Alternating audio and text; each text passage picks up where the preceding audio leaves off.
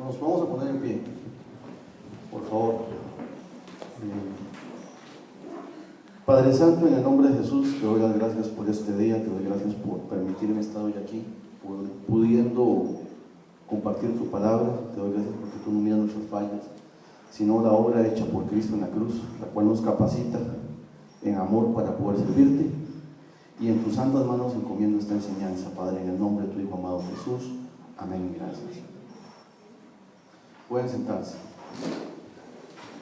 Yo tengo por costumbre, cuando me toca un estudio, generalmente leo todo el capítulo de lo que me toca. Leo todo el libro de lo que me toca. El libro es muy grande, la verdad es que no lo leo todo. Leo unos 2 capítulos antes y unos 2 capítulos después y nada más. ¿Qué parece? La verdad es que así es, no les voy a mentir. Pero uno tiene que aprender un poquito lo que son los contextos y de lo que habla. El libro de Efesios se explica por sí solo. A veces agregar un poquito más por querer hacer algo de donde no sale es como añadirle a lo que no hay que añadirle. O sea, el libro de Efesios yo les recomiendo que lo lean todo porque es muy explicativo. Hay ciertos puntos que son un poquito más donde hay que indagar un poquito la palabra, pero en términos generales el libro de Efesios es un libro que es bastante cómodo de lectura. Ahora, razones por las cuales uno lee la Biblia. Uno generalmente lee la Biblia por edificación. Eso es una motivación, la principal motivación, edificación y crecimiento. La verdad que yo soy más por curiosidad. A mí llega algo que me llama la atención de un libro, de algo que no entiendo y comienzo ya a leer y a explicar. Hay varias motivaciones por las cuales las personas leen la Biblia.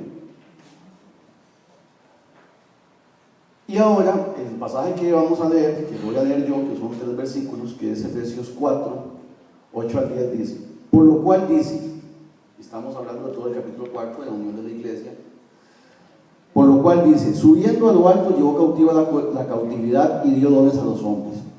Y esto de que subió, ¿qué es? Sino que también había descendido primeramente a las partes más bajas de la tierra.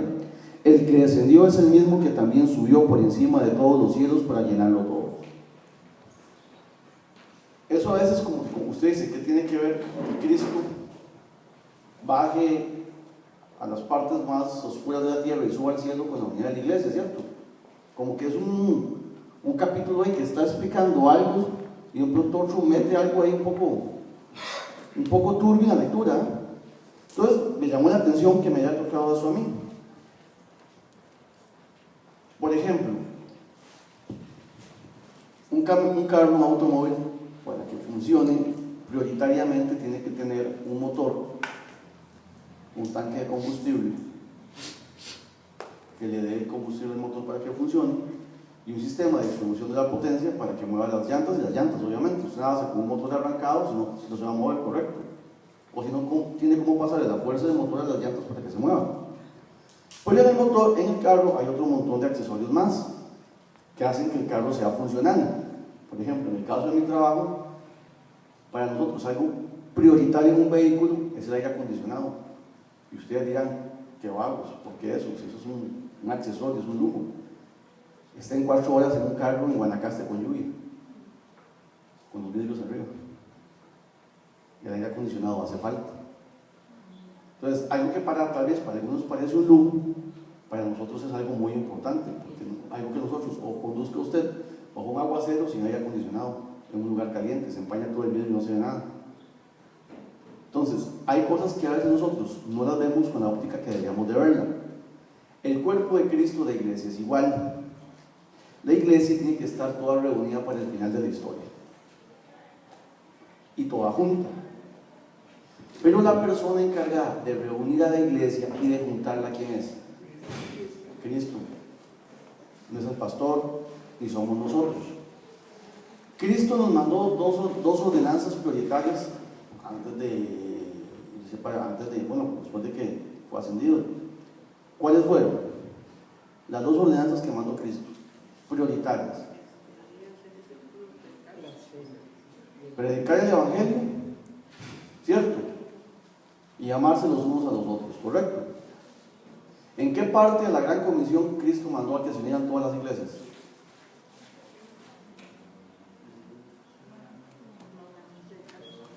¿Qué rescato con eso? Que el fin de la iglesia de Cristo local, que fue lo que él instituyó, como explicó el pastor, es predicar el evangelio y amarse los unos a los otros para la edificación de los santos. Si su ministerio es querer que todas las congregaciones del mundo sean una sola, permítanme decirle que se está metiendo en el trabajo de Jesucristo. La persona que quiera hacer eso se está metiendo en el trabajo de Cristo, y eso no es evangelio, eso es ecumenismo. Entonces, se los digo de esa manera, no se preocupen ustedes por llevarse bien con gente de otras denominaciones, preocúpense por predicar el evangelio de Cristo. ¿Por qué razón? Porque, por ejemplo, en mi trabajo, que es un trabajo de concentración, yo tengo una política de vida muy interesante que cae mal. Trato de llevarme bien con todos, pero no de caerle bien a nadie. Porque si usted intenta caerle bien a todos, usted va a terminar frustrado porque no se puede. Por eso es que Cristo a nosotros nos mandó a predicar el evangelio, no a convencer cristianos de que querían lo mismo que usted. Y aquí ya hemos tenido gente que ha venido a reconvertir cristianos, ¿cierto? Entonces, tengamos eso claro. La unidad de la que habla Efesios es una unidad espiritual en doctrina, en Cristo. Más adelante, conforme vienen los estudios, porque no voy a meter en estudios de otras personas, vamos a ver que lo que Cristo hace es que todos estemos en todo en Él, pero quien lo hace es Cristo. No estoy diciendo que tengamos que andar peleando con otras congregaciones ni con otras denominaciones. Lo que estoy diciendo es que uno como cristiano, la prioridad que Cristo le dio es predicar el evangelio y amarse los unos a los otros. Si usted se preocupa por buscar aceptación o unión denominacional o congregacional, se está metiendo en un trabajo que es de Cristo, no es suyo. Y ya hemos hablado muchas veces que los sapos espirituales en la Biblia mueren aplastados, ¿cierto? Lo hemos dicho infinidad de veces. Hay camino que al hombre le parece derecho, pero es camino de muerte. Quien logra hacer humanamente una unificación religiosa no es Cristo, de paso. ¿Quién es? El anticristo. Entonces, les vuelvo a decir, lo correcto es que todos busquemos una unidad en la fe, pero eso se va a consumar en la obra de Cristo, eso le pertenece a Cristo. La iglesia local tiene que crecer, pero como congregación local, y ahora el pastor va a hablar de los dones que son para eso. Correcto. Ahora, volviendo al versículo propiamente que nos toca, de Efesios 4, del 8 al 10, que es de la unidad, me llamó la atención varias partes del versículo 8, que habla la palabra: subiendo a lo alto, llevó cautiva la cautividad y dio dones a los hombres. Que alguien me ayude con Marcos 16, 19 y otro con Apocalipsis 5, del 2 al 5, por favor. Otra persona con Lucas 16, 22 y otra con Colosenses 2, 13. ¿Tenés Marcos? ¿Qué dice Marcos, Andrés? Marcos 16, 19. Después que les habló, el Señor fue recibido arriba en el cielo y se sentó a la diestra de Dios. Ok, en Efesios dice que Cristo subió al alto. Hay testigos, como Marcos, que están diciendo que es cierto, correcto. O sea, lo que Pablo está diciendo no es que Pablo subió. Además, Pablo ni siquiera lo vio en ese momento. La ascensión la vieron otras personas. Entonces Marcos está diciendo que es correcto, que Cristo subió. ¿Qué dice Apocalipsis 5, del 2 al 5?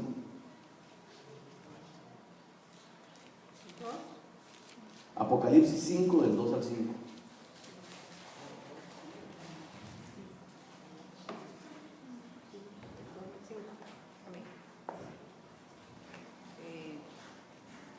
Y vi un ángel poderoso que pregonaba a gran voz: ¿quién es digno de abrir el libro y desatar sus sellos? Pero ninguno, ni en el cielo, ni en la tierra, ni debajo de la tierra podía abrir el libro, ni siquiera mirarlo. Y lloraba yo mucho, porque no se hallaba a nadie que fuera digno de abrir el libro, ni siquiera de mirarlo. Entonces uno de los ancianos me dijo: no llores, porque el león de la tribu de Judá, la raíz de David, ha vencido para abrir el libro y desatar sus 7 sellos. Ok, gracias. Bueno, si usted lee todo Apocalipsis, hay un montón de razones por las que, o sea, que Cristo hace en el cielo. Pero Cristo tenía que subir al cielo, como nos dice aquí en ellos, para abrir los sellos, para ponerse primero por el frente del trono, después al lado del trono y al último Él se sienta en el trono para juzgar.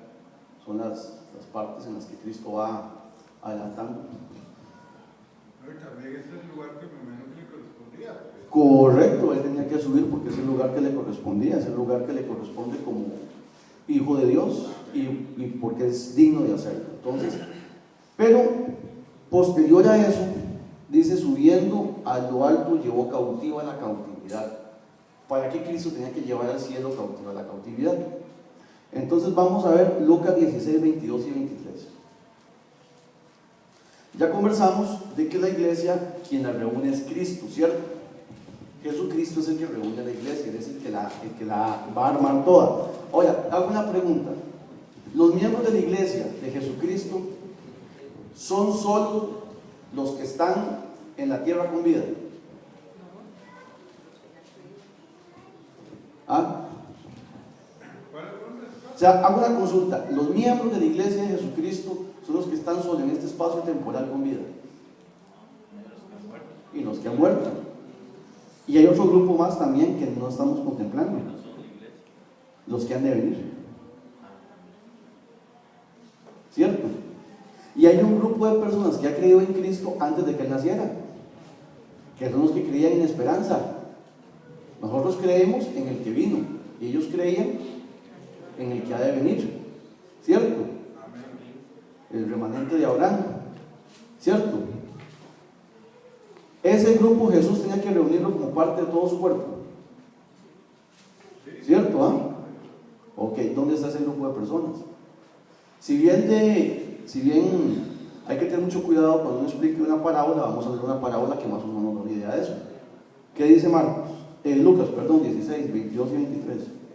Amén. Ajá. Aconteció que murió el mendigo y fue llevado por los ángeles al seno de Abraham, y murió también el rico y fue sepultado. Y en el Hades alzó sus ojos estando en tormentos y vio de lejos a Abraham y a Lázaro en su seno. Ok. Si bien están en lugares diferentes, el rico y Lázaro están en una misma zona, ¿cierto? Entonces, cuando Cristo desciende en su muerte, ¿a qué desciende? A llevar cautiva la cautividad.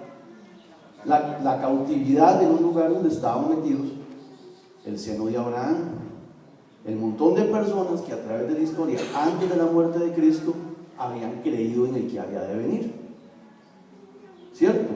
¿Qué le dijo Jesús al ladrón que estaba con él?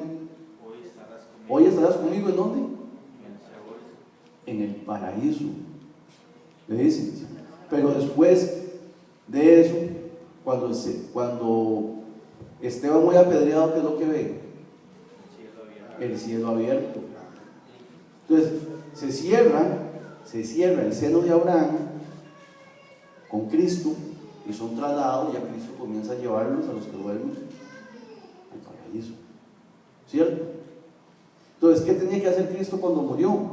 Ir a rescatar a los que estaban cautivos en la cautividad. Por eso es que Cristo tiene primero, cuando muere, bajar cautivos y los recoge. ¿Qué dice la Biblia? Y es que ese versículo me faltó meterlo aquí, pero él habla de la resurrección de los muertos, Pablo, que primero las primicias, ¿cierto? Primero Cristo, después las primicias, y por último, correcto.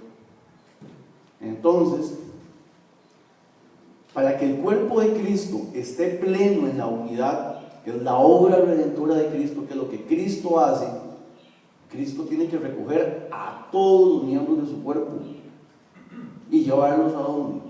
A las bodas del Cordero, ¿cierto? Entonces, ¿de dónde los recoge? Del pasado, de los que murieron antes de Él, los que están con Él y ahora nosotros. Como les digo, la unidad de la iglesia no es un acto humano, es un acto divino, es un acto pleno que solo lo puede hacer Dios. ¿Cierto? Seguimos. Y dio dones a los hombres. Bueno, la parte de dio dones a los hombres, eso le toca al pastor. Predica que sigue y no me voy a meter en eso. Pero él va a explicar lo que son esos dones que da Cristo a los hombres y para qué. Siempre sobre esa línea de la unidad. ¿Por qué razón? Porque ya dijimos que la orden que da Cristo a la iglesia es ir y predicar el Evangelio. Y segundo, amarse los unos a los otros y crecimiento, ¿correcto? Los dones que Cristo da, que habla aquí la Biblia, que insisto, más adelante el pastor lo va a explicar, son para ese crecimiento de la iglesia en unidad. Díganme una cosa, hablando de la unidad de la iglesia, ¿quién es la persona que pauta humanamente la normativa correcta de la congregación, de la iglesia local? El pastor. ¿Y es porque él quiere o porque Dios lo manda? Entonces es un recurso que Dios puso para ser explotado por parte de la congregación, ¿cierto o no? Yo no soy una persona así como que muy dada a cosas positivas, pero la verdad es que mi mamá siempre me lo ha dicho, el pastor, que a mí enseñar, bendito sea Dios, no me cuesta. Eso es mío. Es un recurso que Dios ha puesto para el crecimiento de la congregación, es un don de Cristo. Entonces, volviendo a la raíz del tema, que es la unidad de la iglesia, ¿qué es lo que Cristo quiere? Él es el que da los recursos para que la iglesia se una y crezca. Usted lo que tiene que hacer es obedecer lo que Él manda, pero los recursos, para eso, los da Cristo. El pastor hace un tiempo nos hablaba acerca de la voluntad y las emociones. Perdón, la voluntad que actúa en las emociones y el intelecto, que actúa en la razón. El asunto de la fe cristiana en la unidad del cuerpo de Cristo y la obediencia, la prédica y el crecimiento no es un asunto de razón, es un asunto de voluntad. Y les voy a explicar por qué. Porque si yo le digo a Liz, vean, usted necesito que suba el chirripó, pero eso sí, voy a ver cómo se la juega. No le voy a dar plata para que compre equipo, no le voy a conseguir un guía. Lo más que le voy a decir es que el chirripó se entra por Pérez Celedón y tiene que ir por Rivas y tiene que ver cómo llega. ¿De quién es esa acción, esa obra? ¿Quién la va a realizar? Luis. Pues yo le voy a Luis, lo voy a mandar al chirripó, le voy a dar el dinero, la alimentación, lo van a subir en helicóptero, allá lo van a recibir, le van a dar de comer. Lo único que ocupo es que usted llegue ahí. ¿Qué es lo que yo ocupo, Luis? ¿Un esfuerzo o una decisión? Intelectualmente no tiene razones por qué no ir, todo está bien, es un asunto de voluntad. Entonces, la obra de la iglesia de Jesucristo no es un asunto de intelecto, es un asunto de voluntad, es el asunto del querer, ¿sí? Como Jonás, es un asunto de voluntad. Entonces, como les digo, la obra plena quien hace es Cristo. Él da los recursos, usted lo que necesita es la decisión de hacer. Ahora, la iglesia, para que se cumpla el propósito pleno, el cual Cristo le prometió a los que habían de creer en Él, tiene que estar plenamente unida, no puede estar separada. Los hermanos en la fe tienen que estar todos unidos en Él y por Él, dice la Biblia, ¿cierto? Correcto. E insisto, quien hace esa recolección de miembros es Cristo. Si alguna otra persona siente el interés de reunir la plenitud de la iglesia, se está metiendo en un trabajo que no le corresponde. Y de paso que les voy a contar una cosa, cada vez que ha existido alguien que ha tenido la buena intención de querer reunir congregaciones y denominaciones con doctrinas básicas diferentes, al final siempre es un problema. Entonces, congregacionalmente, que es lo que aquí se predica, la iglesia local, ya vimos que Cristo le dio todos los medios para que crezca. Lo que tiene que hacer la iglesia es tomar la decisión de cumplir las dos normativas, predicar el Evangelio y amarse unos a otros. Ahora, ¿qué es ese amor?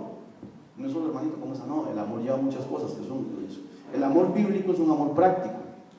Por ejemplo, ¿qué es un amor práctico? Que si muere una necesidad, tal vez el pastor no está en ese momento, pero hay un hermano que es maestro y con Biblia le puede ayudar, y eso le va a ayudar a crecer.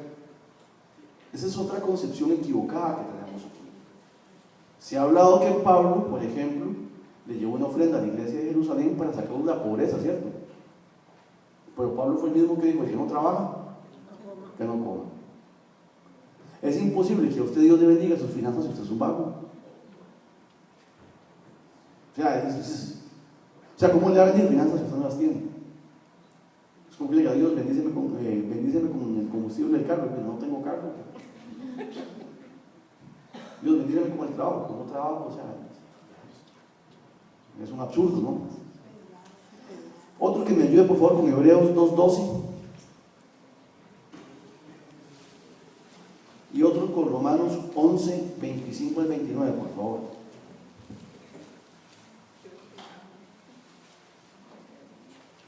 Dice más adelante, yo sigo con esto, dice: y esto de que subió, ¿qué es? Si que también había descendido primeramente a las partes más bajas de la tierra.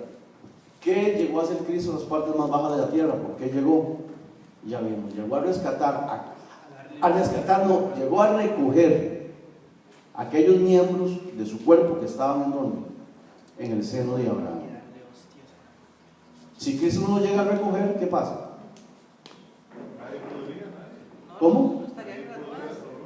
Solo él podría, pero ¿qué es lo que sucede? ¿Qué dice Hebreos 2:12? Hebreos 2:12. 12. Y dice, diciendo: anunciaré a mis hermanos tu nombre, en medio de la congregación te alabaré. Hebreos 2:12. 2:12. ¿Cómo? Sí, me parece que me equivoqué. Entonces, Romanos 11, del 25 al 29. Ajá.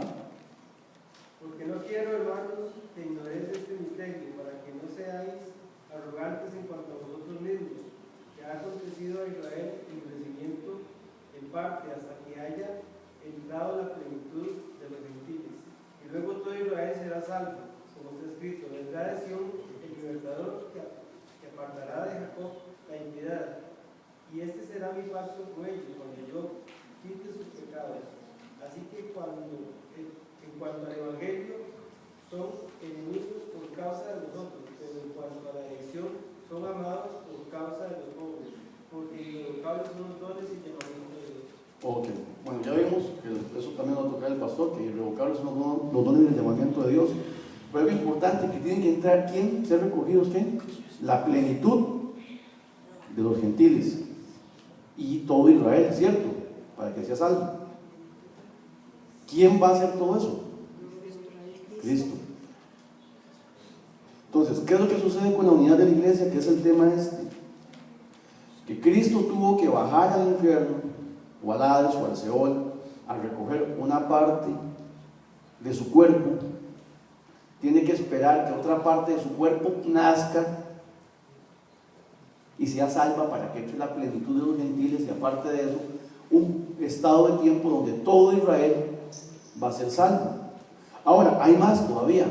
Hay naciones completas que van a convertirse en cristianismo que todavía no lo han hecho. La nación kurda o asiria va a ser convertida toda la nación al cristianismo. Me parece que Egipto va a ser convertida toda la nación al cristianismo.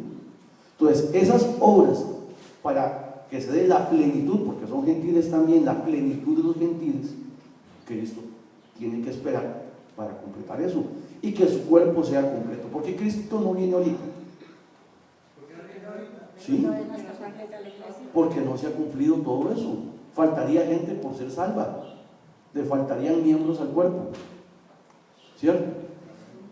Y algo importante de la muerte de Cristo: Cristo tiene que morir, porque la Biblia dice que por un hombre entró la muerte, no por otro la vida, porque tenía que ser nuestro sacerdote, nuestro representante, para poder ir a rescatar a los que tenían el imperio de la muerte, y esto es al diablo, dice la Biblia, del seno de Abraham, y recoger ese grupo que estaba ahí para agregarlo al resto de personas del cuerpo de Cristo. ¿Comprendieron esa parte, por lo menos? Sí. Amén. Ok, ¿alguna duda o consulta sobre esto? Sí, John. Digo, yo he escuchado que cuando Cristo bajó al infierno, él predicaba. ¿A quién? A los muertos. ¿Por qué? Yo he escuchado, no sé, por eso pregunto si es cierto. Ok, yo he escuchado eso también. La consulta mía es la siguiente.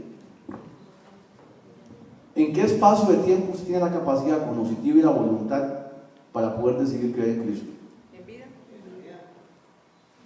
Entonces, si en el Seol están gente ya condenada, ¿qué voy a hacer?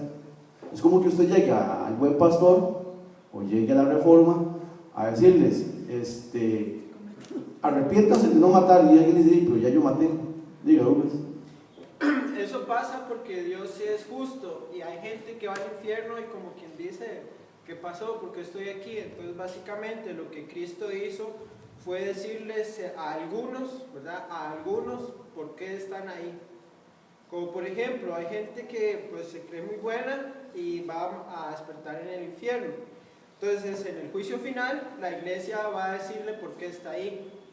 Bueno, usted se creyó muy bueno, pero le lamentamos decir que usted está en el infierno porque rechazó a Jesucristo. Entonces cuando se dice que Jesucristo fue a ese lugar a predicar, más que todo responde a que Dios es justo y tiene que decirle a las personas, comillas, que no saben por qué están ahí, pues por qué están ahí. Sí, correcto. Pero igual, la prioritaria, bueno, para mí, yo esa parte la verdad que no la manejaba. Pero en el estudio con respecto a esto, la razón por la que Cristo llega al inframundo, al Seol, es a recogerla el parentelo de Abraham que estaba ahí. Él tiene que llegar a recoger esa parte de su cuerpo que está ahí tirada. Y en la Biblia dice que él venció y que tenía el imperio de la muerte, las llaves, que es al diablo. Entonces, el dominio de ese sector, Cristo lo ocupa vencer para poder rescatar a ese grupo de personas que son parte del cuerpo de Cristo, pero que están en ese lugar. Porque acuérdense, o sea, el cuerpo de Cristo es pleno, es total, no puede faltar ningún miembro. Ya Sergio lo leyó en Romanos, hasta el punto que tiene que entrar la plenitud de los gentiles. Cristo no va a venir antes de que todos los que tengan que ser salvos sean. ¿Entienden? Ahora, es un poquillo complicado y es hilar un poco delgado, pero la forma en que se derreta a Dios su divinidad es en el fallo, ¿cierto? Si Dios falla, deja de ser Dios, ¿correcto? Si Dios promete algo, ¿qué tiene que hacer? Cumplir. Ahora, hace poco habíamos hablado del caso de la nación de Israel previo a la venida de Cristo, y se habló de que los israelitas en esa época se sentían frustrados porque ellos veían que el malo prosperaba y ellos no, y que ellos eran buenos, eran pueblo de Israel y el otro le iba bien.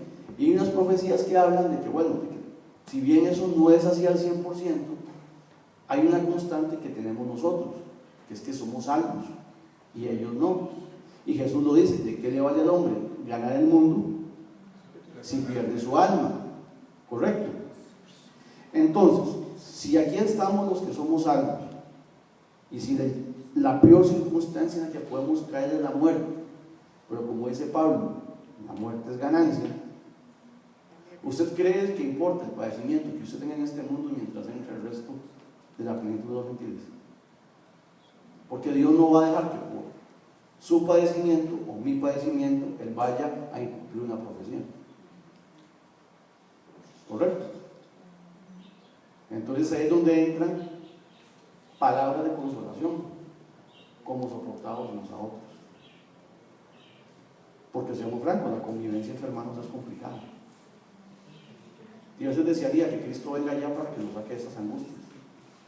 Y la iglesia es el lugar donde tenemos que recurrir a nuestra necesidad y a veces más bien nos impone más carga. Entonces ahí es donde entran palabras que Cristo da, como soportados unos a otros. Ahí es donde entran los dones que el pastor va a explicar, para en este espacio de tiempo crecer y predicar el evangelio, podamos entender ciertas cosas, sea por edificación, sea por curiosidad, y no ofuscarnos. Habíamos también estudiado tiempo atrás de que la oración, o sea, la prioridad de la oración no es que Dios te cumpla, es calmar la ansiedad. Dios responde la oración si está conforme a su voluntad. Pregunto, ¿cuándo hemos pedido y hemos orado oración contraria a la voluntad de Dios. Un trabajo que no merecemos, una pareja que no es para nosotros, un bien que tal vez en vez de traernos bendición nos va a traer más problemas, ¿cierto?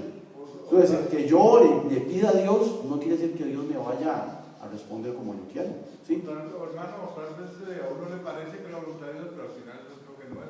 Versículo del pastor: durante muchos años hay camino que al hombre le parece derecho, pero es camino de muerte. Estamos 99.9 seguros de que es lo correcto, pero ese 0.1 hace la diferencia para no hacerlo, ¿cierto? Entonces, esos mecanismos son los que Dios ha puesto para que momentáneamente el cuerpo se sostenga mientras entra el resto del grupo, porque faltan bastantes personas, ¿cierto? No sabemos hasta cuándo, pero falta gente por nacer que tiene que creer en Cristo. Faltamos nosotros por morir, que hemos creído en Cristo. Yo conocí a Cristo a los 15 años, hace 21 años. Supongamos que por el berrinche de los cristianos de esa época yo me hubiera muerto a los 14. ¿Entienden? Por eso es que hay que entender esta parte. Entonces, recapitulando el versículo 8, 9 y 10 es introducido en este capítulo del cuerpo de Cristo para darle a entender a las personas que Cristo tuvo que ir a recoger parte de su cuerpo, de la plenitud, parte del todo de la iglesia al inframundo, y también llevarlo, ¿cierto? Y el versículo 10 termina con una parte muy interesante. Dice: el que descendió es el mismo que también subió por encima de todos los cielos para llenarlo todo. ¿Llenarlo con qué? Con su presencia. ¿Y qué más llevó él al cielo? La cautividad. Y en eso quedó incluido. ¿Con qué se va a llenar el cielo al final? Con seres humanos. Va a llenar el cielo con seres humanos. ¿Quiénes son los que terminan juzgando el juicio final? La iglesia. Entonces, ese montón de personas que Cristo fue a rescatar, ¿para qué las fue a rescatar? Para que se cumpla la profecía, para que se cumpla el propósito con el cual ellos fueron escogidos al creer en Jesucristo, que es reinar con Cristo en el cielo. ¿Correcto? Por eso es que es introducido esto aquí dentro de la plenitud de la iglesia. Ahora, vuelvo a decir, esa obra, ¿quién la hace? Cristo. No estoy diciendo que usted no tenga por qué llevarse bien con otras congregaciones.